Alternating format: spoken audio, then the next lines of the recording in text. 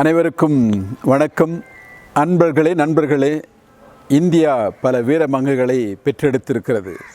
2017ஆம் ஆண்டு நவம்பர் மாதம் 4ஆம் தேதி இன்னொரு வீர புனித மங்கையை சகோதரியை வத்திக்கான் உலகிற்கு அறிமுகப்படுத்தி இருக்கிறது. அவரை அருளாளராக புனிதப்படுத்தி அவரை உயர்த்தி இவரை நமக்கெல்லாம் பரிந்து பேசுகின்ற ஒருவராக அடையாளம் காட்டியிருக்கிறது. அவர் வேறு யாருமல்ல, அருட்சகோதரி ராணி மேரி செபாஸ்டின்.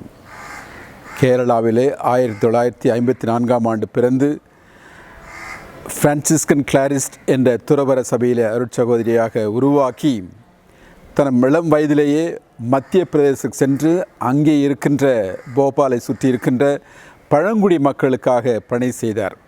அவருடைய அற்புதமான சேவையினாலே ஏழை எளிய பழங்குடி மக்கள் வாழ்வு மேம்பட, அவர்கள் விடுதலை பெற இவர் அற்புதமான ஒரு கருவியாக இருந்திருக்கிறார்.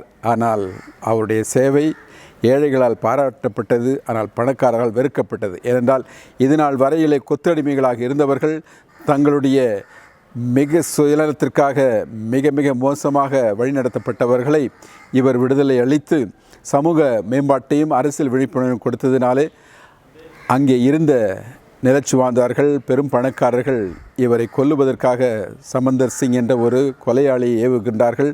பஸ்ஸிலே பயணப்பட்டு கொண்டிருந்த இந்த சகோதரி 40 முறை கத்தியால் குற்றப்பட்டு மரணமடைந்திருக்கின்றார். காலையில் 8 மணிக்கு கொல்லப்பட்ட இவர் 2 மணி வரையிலே அந்த ரோட்டிலே சடமாக ரத்தம் வழிய விழுந்து கிடக்கிறார். இவருடைய வரலாறு உண்மையிலே மிக அருமையாக படமாக்கப்பட்டிருக்கிறது. இந்த திரைப்படம் தமிழகமெங்கும் 60 திரையரங்குகளிலே இந்த மாதம் 21, 22, 23 தேதிகளிலே வெளியிடப்படுகிறது. எல்லாரும் பார்க்க வேண்டிய படம். கிறிஸ்தவர்கள் மட்டுமல்ல, மானுடத்தை நேசிக்கின்றவர்கள், ஏழை எளியவர்களை நேசிக்கின்றவர்கள் பார்க்க வேண்டியவர்கள். அவர்களுக்காக பணிபுரிய நம்மை தூண்டுகின்ற அற்புதமான ஒரு சக்தியாக மிக அருமையான விதத்தில் எடுக்கப்பட்டிருக்கிற ஒரு நவீன திரைப்படம் எவ்வாறு எடுக்கப்பட்டிருக்கிறதோ அந்த அளவிற்கு கலை நுணுக்கத்தோடும் சினிமாட்டோகிராஃபியோடும் மிக அருமையாக எடுக்கப்பட்டிருக்கிறது. சிறந்த கிறிஸ்துவ திரைப்படத்திற்கான விருதையும் பெற்றிருக்கிறது. எனவே நிச்சயமாக இது உங்களுக்கு கண்ணுக்கு விருந்தாகவும் சிந்தனைக்கு மருந்தாக அமையும். கண்டு களியுங்கள். நிச்சயமாக உங்கள் கருத்துக்கு ஒரு மருந்தாக இது அமைதோடு மட்டுமல்லாமல் நல்ல செயலை செய்வதற்கு உங்களுக்கு ஒரு தூண்டுகோலாகவும் இருக்கும். நீங்களும் பாருங்கள், உங்களுடைய நண்பர்களையும் பார்க்க அழைத்து செல்லுங்கள். 21 மறந்துவிடாதீர்கள். நவம்பர் மாதம் 21, 22, 23 உங்கள் பகுதிகளில் இருக்கின்ற திரையரங்களுக்கு சென்று ஏறக்குறைய 60 திரையரங்களிலே தமிழகமெங்கும் வெளியாகிறது.